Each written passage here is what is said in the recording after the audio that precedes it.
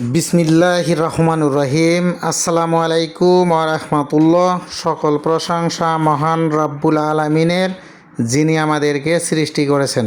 মহান রাব্বুল আলামিন ঘোষণা করলেন সৃষ্টির সেরা জীব হিসাবে মানুষ। সকল সৃষ্টির স্রষ্টা যিনি ঘোষণা করলেন, আমরা কি আসলেই প্রকৃত সেরা মানুষ? আমরা আসলেই প্রকৃত মানুষ না।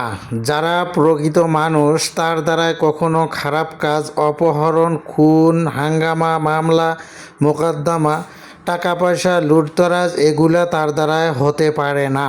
পৃথিবীর সমস্ত মানুষ থেকে শ্রেষ্ঠত্ব সেরা জাতি হিসেবে ঘোষণা হলো মুসলমান। আমরা যারা ইসলাম ধর্মের অনুসারী, আসলেই কি আমরা মুসলমান? আসুন আমরা সারা বিশ্বের দিকে না তাকিয়ে আমাদের বাংলাদেশ নিয়ে একটু আলাপ আলোচনা করি। বিশ্বের 1 নম্বর ধনী দেশ আমাদের বাংলাদেশ। 95% মুসলমানের দেশ বাংলাদেশ। খুন খারাপি করতেছে মুসলমান, একজন আরেকজনের জমি দখল করতেছে, সেও মুসলমান। অর্থ সম্পদ লুটপাট করে খাচ্ছে, সেও মুসলমান। বিচারের নামে অবিচার করতেছে, সেও মুসলমান।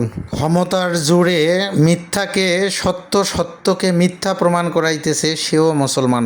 আল্লাহর আইন বিধান কোরআন আমরা যারা স্বীকার করি কিন্তু মানি না, আমরা প্রকৃতপক্ষে আসলেই মুসলমান না। হে আল্লাহর বান্দারা, মৃত্যুর পর যদি সুখে শান্তিতে থাকতে চাও, আল্লাহর দেওয়া কোরআনের আইন মেনে চলার চেষ্টা করি আমরা সবাই। হে আল্লাহ, এই পৃথিবীর সমস্ত মুসলমানকে কোরআনের আইন মেনে চলার মতো তৌফিক দিয়ে দাও।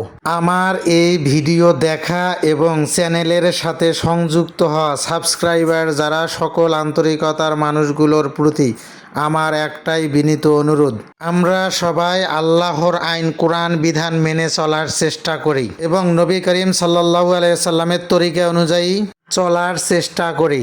আল্লাহুম্মা আমিন।